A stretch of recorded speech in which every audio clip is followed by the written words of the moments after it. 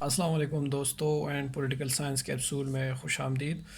آج کا جو ہمارا لیکچر ہے وہ ریلیٹڈ ہے مونٹیسکس آئیڈیا آف کانفیڈریشن کے کانفیڈریشن کے بارے میں مونٹیسکی کا آئیڈیا کیا ہے۔ تو آج کے اس لیکچر میں جو چیزیں ہم کور کریں گے ان میں فرسٹ یہ ہے کہ وائی کانفیڈریشن کیوں اور how to implement this confederation. Secondly ہم یہ ڈسکس کریں گے، تھرڈلی اس کے ایڈوانٹیجز ڈسکس کریں گے۔ تو at the end of the lecture آپ کو اس ٹاپک کی کمپلیٹ سمجھ آ گئی ہوگی۔ اس کے ساتھ ساتھ میں آپ کو یہ بتاتا چلوں کہ اگر آپ نے سپریشن آف پاور کا آئیڈیا دیکھنا ہو مونٹیسکی کا تو اسی پلے لسٹ میں سے آپ کو دیکھ سکتے ہیں، وہ ہم نے ڈسکس کیا ہوا ہے گریٹ لینتھ میں۔ تو چلے شروع کرتے ہیں اپنے ٹاپک کو کہ وائی کانفیڈریشن کیوں ضروری ہے۔ پہلا جو ہمارا مین ہیڈر ہے کہ وائی کانفیڈریشن کی ضرورت کیوں ہے۔ تو مونٹیسک نے ایک چیز بتائی ہے، ایک بڑی اچھی ریلیشن شپ کریٹ کی ہوئی ہے۔ وہ کہتا ہے کہ دیر از اے ریلیشن شپ بٹوین کن چیزوں کے درمیان، extent of territory and governmental, میں شارٹلی لکھوں گا گورمنٹل پاور، ٹھیک ہے، کہ کن چیز کے extent of territory and governmental power, ان کے درمیان ایک ریلیشن پائی جاتی ہے کہ آپ کی ٹیریٹری کتنی ہوگی تو آپ کے گورمنٹل پاورز کتنے کس نیچر کے ہوں گے، ان کے درمیان ایک ریلیشنز ہے۔ اس کو وہ اس طرح سے ایکسپلین کرتا ہے اس بات کو کہ دو طرح سے وہ ہوتے ریپبلکس ہوتے، ایک کو کہتے ہیں کہ لارج ریپبلکس، ٹھیک ہے، اور ایک کو کہتے ہیں اسمال ریپبلکس۔ اب لارج ریپبلکس کے اپنے مسئلے وہ بتاتا ہے کہ دیکھو ایکسٹینٹ آف ٹیریٹری، بڑی ایکسٹینٹ آف ٹیریٹری، یہ اسمال ایکسٹینٹ آف ٹیریٹری، اس میں فارم آف گورنمنٹ کیسا ہونا چاہیے، اس میں کیسا ہونا چاہیے، اس کے پروز اینڈ کونز وہ ڈسکس کرتا ہے کہ اگر آپ کی ٹیریٹری بہت لارج ہوتی ہے تو وہ کہتا ہے کہ یہ کیا ہوتی ہے، یہ ولنریبل ہوتی ہے، وہ سسپٹیبل ہوتی ہے، اس کو کیا کہتے ہیں کہ پرون ہوتی ہے کس چیز کے کہ یہ اس کو کوئی اس سے ود ان اس کے اندر سے اپرائزنگ ہو جائے، ٹھیک ہے، اندر سے بغاوت جس کو ہم کہتے ہیں ریولٹ ہو جائے، اور آپ کا ایک ڈیویکل ہو جائے، آپ کا آرگن ایک آپ سے کٹ جائے ود ان۔ اور اگر ٹیریٹری اسمال ہوتی ہے تو اس نے یہ کہا کہ اس میں یہ مسئلہ ہوتا ہے کہ آپ پہ فوراً انویژن ہو جاتا ہے، ٹھیک ہے، اور کوئی اور کنٹری آپ کی ٹیریٹری کو انگلف کر لیتی ہے ایزیلی۔ تو اٹ مینس کہ دونوں ہی میں کوئی نہ کوئی مسئلہ پایا جاتا ہے۔ اگر ہم پہلے لارج کو تھوڑا سا ڈیپلی ایکسپلین کریں کہ لارج ریپبلکس کے ساتھ جو مسئلہ تھا، ٹھیک ہے، ان کے ساتھ مسئلہ تھا اپرائزنگ کا، ٹھیک ہے، یا ریوولٹ کا، فرام ود ان، اندر سے ہی اس میں یہ ریوولٹ ہونے لگتا ہے۔ اٹ مینس کہ یہ کولیپس ہو جاتے ہیں، ٹھیک ہے، اپنے انڈر دیئر اون ویٹ، اپنی ویٹ کے اندر کولیپس ہو جاتے ہیں، اس کو کہتے ہیں collapsing under their own weight. میں اس کی اگزامپل آپ کو دے دیتا ہوں کہ جو مغل امپائر تھی اس کے ساتھ بھی یہی ہوا، ٹھیک ہے، کہ بہت بڑھ چکی تھی اور اس کو اتنی اس کا ویٹ ہو چکا تھا کہ وہ ہسٹورینز لکھتے ہیں کہ اپنے ہی ویٹ کے اندر وہ گر گئی، ٹھیک ہے۔ اور اگر آپ دوسری طرف دیکھ لیں آٹومن امپائر تو ان کے ساتھ بھی یہ ہوتا تھا، جو اور بھی آپ کئی اگزامپل دے سکتے ہیں اگر آپ کو یاد ہوتے دیکھ لیں۔ اگر یہ آپ کی بہت بڑی کوئی امپائر ہے، ایسے ہی میں نے جنرلی کوئی ڈرا کر لی، تو اس میں سے مسئلہ یہ ہوتا ہے کہ آپ کی اتھارٹی اگر اس سائڈ پہ فوکس ہے تو یہاں پہ کوئی ریبیلین ہو جاتی ہے، ٹھیک ہے، اور وہ آپ سے یہ اپرائزنگ کے تھرو کٹ جاتی ہے، یا یہ جگہ کوئی نہ کوئی جگہ آپ سے کٹتی رہتی ہے، آپ اس کو ود ہولڈ نہیں کر سکتے۔ جیسے اسی کا آئیڈیا دیکھ لے، اس سے ریلیٹڈ ایرسٹوٹل کا آئیڈیا دیکھ لے۔ ایرسٹوٹل نے کیا کہا تھا، اگر آپ کو یاد ہو، اگر نہ ہو تو آپ دیکھ لیں، میں نے ایرسٹوٹل کو ڈیپلی اور گریٹ لینتھ میں ایکسپلین کیا ہوا ہے۔ ایرسٹوٹل نے کہا تھا کہ ایک جو اسٹیٹ ہوتا ہے اس کی اگزامپل لائک شپ ہے، تو شپ کو نہ اتنا بڑا ہونا چاہیے کہ وہ خود کو وسٹینڈ نہ کر سکے، نہ اتنا چھوٹا ہونا چاہیے کہ پھر بھی وسٹینڈ نہیں ہوگا۔ اٹ مینز موڈریشن کا پرنسپل اس نے بتایا تھا، موڈریشن کا، ٹھیک ہے. Principle of moderation in territory as well as in population, ہم نے وہاں پہ ماڈریشن کا پرنسپل ڈسکس کیا ہوا ہے. تو اب آپ کہیں گے آج کل کے دور میں تو بڑے بڑے شپس ہوتے ہیں, we are not going in these debates, کیونکہ وہ ایرسٹوٹل بی سی میں وہ بات کر رہا تھا, آج کل کی بات نہیں کر رہا تھا. ٹھیک ہے, تو ایرسٹوٹل اس نے اس سے ہم ریلیٹ کر سکتے ہیں اس بات سے, اور ہم نے یہ امپائرس کے 2 ایگزامپلس دے دیے کہ ایسے ہو سکتا ہے. اور اگر آپ ایک اور ایگزامپل اس کے ساتھ ایڈ کر لیں, ایک تو یہ ہو گیا ہے کہ, اور تھرڈ اگر ہم یہ کہیں کہ ایون جو یو ایس کی 13 کالونیز تھی ان کا بھی اسی طرح کا انجام ہوتا جو مغل کا ہوا تھا, آٹومن امپائر کا, یا کسی بھی اور امپائر کا, لیکن ان کی جو ویژنری وہ تھی اور ان کی قسمت بھی تھی, ایک تو ان کی لک تھی اور دوسری ان کی ویژنری نیچر تھی. میں ان دونوں کو کہوں گا کہ ان دونوں نے ان کو کیا ایک خوش قسمت گڈ لک والا بنا دیا کہ وہ کولیپس نہیں ہوئے اور یہ ٹرن ہو گئے 50 اسٹیٹس میں. تو حیرانی کی بات ہے نا کہ کیوں. ٹھیک ہے, کہ ایسے ہوا. صحیح ہے, کیوں ایسے ہوا, اس کا آنسر یہ ہے وائی. کیونکہ انہوں نے کانفیڈریشن کی تھیوری لے لی. ٹھیک ہے, انہوں نے اڈاپٹ کر لی کانفیڈریشن کی تھیوری, اور کس نے یہ دی تھی, مونٹیسک نے, وہ جو ابھی ہم پڑھ رہے ہیں. تو دیکھ لے کئی کون سی جگہ کہاں پہ لنک ہو گئی آپ کی, ایک گریٹر ڈیٹیل سے آپ کی کنیکٹیوٹی اس کی بن گئی.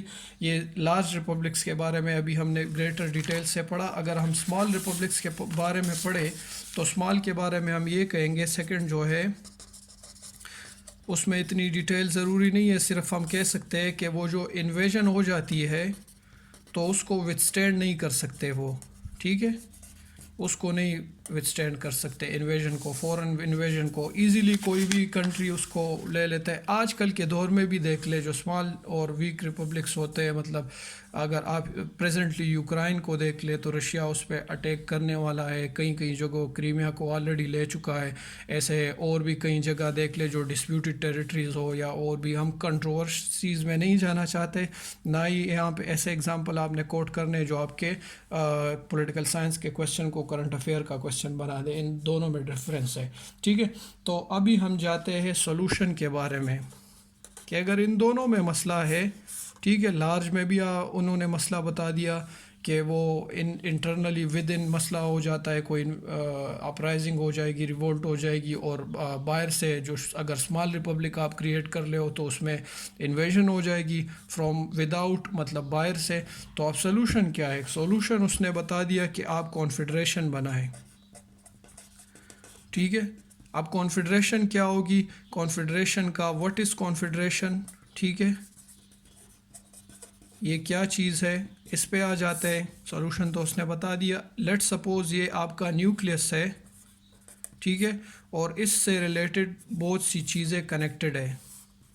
یہ یونٹ 1, یونٹ 2, یونٹ 3, اور اس نیوکلیس نے لیٹ سپوز 40% جو اتھارٹی ہے وہ اپنے پاس رکھی ہے, جبکہ 60% ان سب کو دی ہوئی ہے. ٹھیک ہے, 60%. ایسے ہی میں آپ کو اگزامپل دے رہا ہوں آپ کو سمجھانے کے لیے. تو اس کو کہتے ہیں کانفیڈریشن, کہ آپ نے ان سب کو اپنے ساتھ اکٹھا کیا ہوا ہے اور کچھ اتھارٹی خود کی رکھی ہے, باقی کی اتھارٹی ان کو ٹرانسفر کی ہوئی ہے. یہ ہے آپ کا کانفیڈریشن کا آئیڈیا. اب اس کو اس نے کیسے وہ کیا کہ جیسے انہوں نے ان سے رفلی کانفیڈریشن کا آئیڈیا دیا, اور انہوں نے یو ایس نے پھر کیا کیا, سب سے پہلے انہوں نے بنائے آرٹیکلز آف کانفیڈریشن. اگر آپ نے یو ایس ہسٹری پڑھی ہوگی تو آپ کو پتہ ہوگا, نہیں تو کوئی ضرورت نہیں ہے, صرف یہ دیکھ آپ ایگزامپل دے دیں کہ آرٹیکلز آف کانفیڈریشن, اور پھر ان کی کانفیڈریشن چینج ہو گئی فیڈریشن میں. ٹھیک ہے, تو یہ آپ کا اس کا ایگزامپل ہو گیا. مونٹیسک فرینچ فلاسفر تھا یاد رکھے, لیکن ان سے انفلوئنس کنہوں نے لیا, یو ایس نے. یہی اچھی عظیم قومیں ہوتی ہے کہ جب ان کو لگتا ہے کہ کس کا آئیڈیاز جو ہے ہمارے لیے ورکیبل ہے تو وہ اس کو لے لیتے ہیں, بجائے اس کے کہ وہ یہ دیکھے یہ کہاں کس نے کو یہ بات کہی ہے, بلکہ اس بات کو دیکھتے ہیں کہ کتنی امپورٹنس کی ہے. تیسری چیز اب ہم اس میں آ جاتا ہے کہ واٹ از کانفیڈریشن ایڈوانٹیجز, کہ اس کے ایڈوانٹیجز کیا ہے. ٹھیک ہے, اس کے ایڈوانٹیجز پہ آ جاتا ہے کہ اس کے advantage the first and for most prime importance کی جو چیز ہے اس کی ایڈوانٹیجز میں یہ ہے کہ اٹ بائنڈس، یہ جوڑ دیتی ہے، سیمنٹ کر دیتی ہے یونٹس کی اتھارٹی کو. ٹھیک ہے، یونٹس کی جو اتھارٹی ہے یا مطلب یونٹس کی اٹانومی ہے. ٹھیک ہے، اس کو اٹانومی لکھ لے. یونٹس کی اٹانومی کو کس کے ساتھ جوڑ دیتی ہے؟ With central authority. آپ کے یونٹس کی اتھارٹی کو سینٹر کی، یونٹس کی اٹانومی کو سینٹرل کی اتھارٹی کے ساتھ جوڑ دیتی ہے. ان دونوں کی کلیمز کو سیٹسفائی کر لیتی ہے. پولیٹیکل سائنس میں کچھ کلیمز جو ہے وہ پائے جاتے ہیں. کلیمز سٹارٹ سے لے کر ابھی تک ہے کہ یونٹ چاہتا ہے کہ اس کی اٹانومی رہے. ٹھیک ہے، اور دوسری طرف سینٹر چاہتا ہے کہ اس کی اتھارٹی قائم رہے. ٹھیک ہے، تو ان دونوں ڈیبیٹس کو کمبائن کس نے کیا؟ کانفیڈریشن نے کیا. مونٹیسکی کے آئیڈیا آف کانفیڈریشن نے دونوں کلیمز کو سیٹسفائی کر دیا کہ آپ کو بھی سیٹسفائی کرتے ہیں اور آپ کو بھی سیٹسفائی کرتے ہیں. تو اس کو اس طرح سے سمجھے، اس کو ایکسپلین کر سکتے ہیں مزید آپ. اسی طرح اگر سیکنڈ میں ہم دیکھ لیں تو اس کی سیکنڈ سگنیفیکنس یہ ہے، جو اس کی ایڈوانٹیج ہے، وہ الاؤ کرتے ہیں یونٹس کو، الاؤ کرتے ہیں ٹو سولو، کہ وہ سولو کرے اپنے پرابلمس.